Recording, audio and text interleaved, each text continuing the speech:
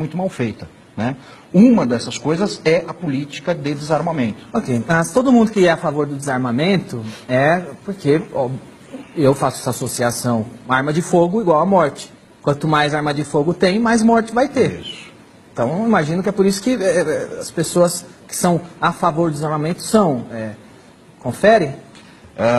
Em princípio... É legítimo essa Não é... rejeição à arma de fogo? Não, é legítima por desconhecimento. Porque, embora seja uma coisa que pareça lógica, né? Se eu tenho homicídios com armas, então se eu tiver mais armas, eu terei mais homicídios. Na prática, isso não acontece. Como não? Então, a gente tem países, né, onde você tem um número de armas gigantesco na mão da população, você tem uma legislação muito liberal para se comprar armas de fogo e tem muito menos criminalidade que o Brasil, né? Aí as pessoas já estão pensando, Suíça, Estados Unidos, não, vamos aqui para os nossos vizinhos, né? Uruguai. O Uruguai é o país mais armado da América Latina, né? No Uruguai há uma arma para cada 6 habitantes. Não sabia. Pouca é gente liberada sabe a disso. arma lá? É muito tranquila a legislação. Como é a nesse violência sentido. lá, morte, homicídio? Segunda menor taxa de homicídios da América do Sul, só perde para o Chile, né? O Paraguai, né? Ninguém duvida que a legislação no Paraguai seja fácil para se comprar armamento, até isso é bastante conhecido até do Paraguai.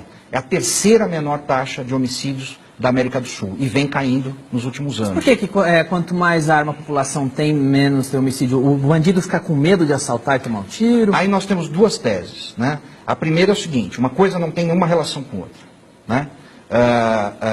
Não é a arma de fogo na mão da população que causa homicídios, e eu concordo com isso.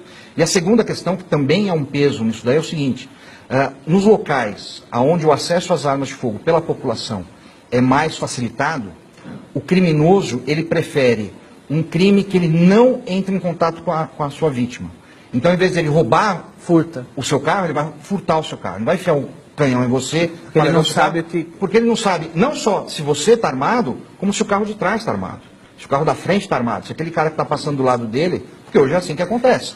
Quem é contra a posse de arma? Porque é o maior interessado, é o bandido? Não, eu acho que não. Quem? Eu acho que não. É quem gosta de controle, né? O bandido entra nessa também, porque ele sempre quer controlar a sua vítima, né? Então, se ele invade uma casa, para ele é muito melhor, né, que isso corra mais. O Estado, o governo é o maior interessado? Políticos que gostam de poder gostam muito de desarmamento, né? Isso historicamente é demonstrado. Aconteceu uma coisa recente na Venezuela, que é uma coisa que o Chávez e o Maduro fizeram, eles tiraram a arma da população com esse mesmo argumento contra a violência. Exatamente. E agora que eles fizeram... Inclusive com a ajuda de ONGs nacionais. Com a ajuda de ONGs nacionais, do pessoal. Então eles desarmaram a população, a hora que a população ficou desarmada, eles armaram a milícia e falaram, bom, agora vocês calam a boca, a gente faz isso. Exatamente. É impor pela força. Isso não é só... Isso aconteceu em Cuba, isso aconteceu na Coreia do Norte, isso aconteceu na extinta União Soviética, isso aconteceu em todos os países que viraram ou eram ditaduras. Foi o Lula que assinou o Estatuto do Desarmamento, não é? E ele fez uma previsão, ele dizia que aquela medida que ele estava assinando diminuiria a violência. Acho que... Você tem ideia de que se diminuiu... Ele é bom de promessa, né? Quantos assassinatos tinha o Brasil naquela época, você tem ideia? Nós tínhamos naquela época aproximadamente, se eu me lembro bem, 34 mil homicídios por ano. E hoje? 59 mil. Não preciso falar muito, né? Não preciso falar muito. Nós tivemos aí estados onde houve um crescimento de 400% no número de assassinatos, né?